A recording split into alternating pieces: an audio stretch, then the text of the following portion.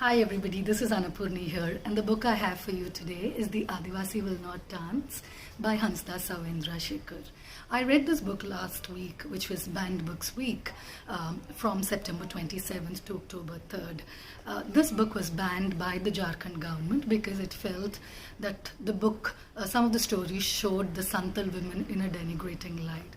The author Hansda Sawendra Shekhar belongs to the Santal community, which is an Adivasi community of the central and eastern regions in India. I'm not going to go deep into why the book was banned, all of that, because I believe the author when he says that, he's showing the situation as it is.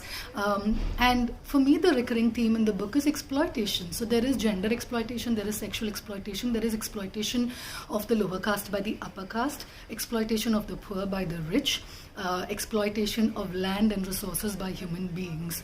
What we do get in the book is a peek into the Santal community, their food, their culture, their way of life, what they believe in. A little bit is mentioned in all the stories.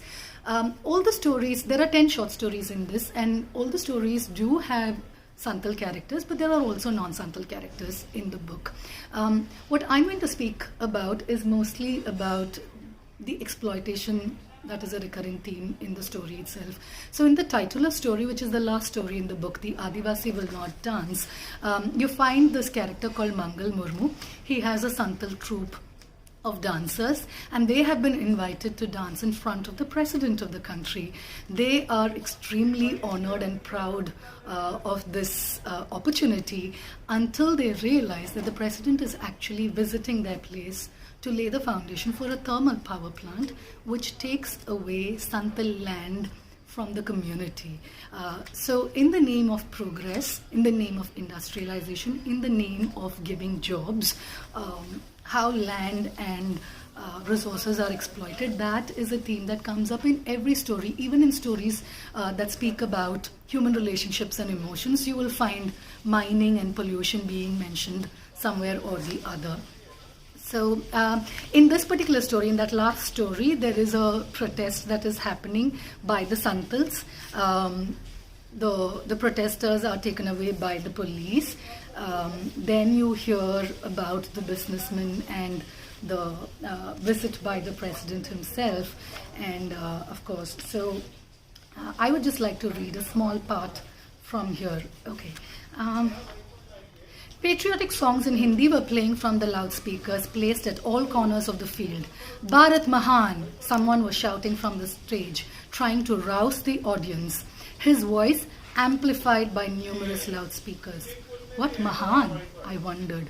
Which great nation displaces thousands of its people from their homes and livelihoods to produce electricity for cities and factories? And jobs? What jobs? An Adivasi's farmer's job is to farm. Which other job should he be made to do? So this theme that is there of land acquisition, land being taken away from the people, from the community, is something that is spoken about a lot. And this story is actually based on a real incident that happened a few years back. And the other thing that I did want to talk about in the same context is, along with land acquisition, another word that we keep hearing bandied about is cultural appropriation. And I feel in some form, though that is not actually mentioned over here and even in this story, it kind of came up in my mind, especially when you have this last story where the Santal people are asked to dance in front of the president at the time when their land is being taken away. The context of cultural appropriation kind of just hit me very, very strongly. So I just wanted to mention that also over here. In fact, so the sari that I'm wearing today is a Santal sari, and this painting is also a Santal painting. Now, this sari has been in my wardrobe for almost 3 years now, and I have been, in fact for today's video, I even contemplated wearing it in the Santal style, and then I felt that would be cultural appropriation, because what do I know about the Santal community other than what this book has allowed me to see? And have I bothered to know more about them? Yes, I have, but that's just a starting point. I really don't know enough.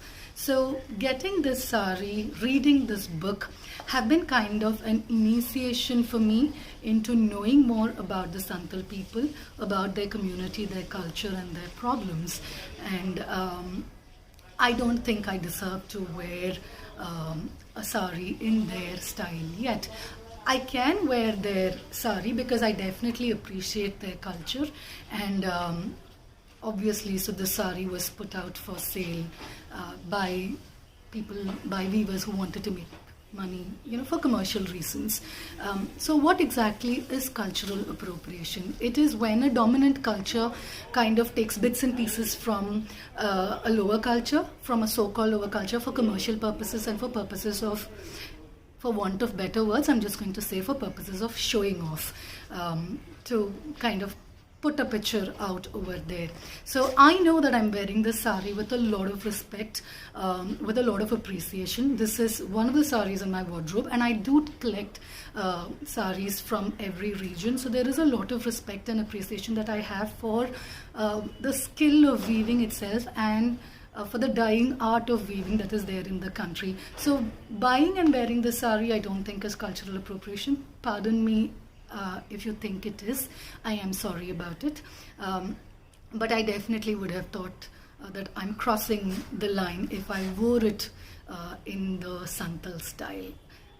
I definitely need to know more about them. And even then I don't think I will deserve to wear it in their style, because what am I doing by wearing it in their style? How do they gain from it? How do I gain from it, other than probably being able to post it on Instagram or on my Facebook and say that this is the Santal style of wearing a sari?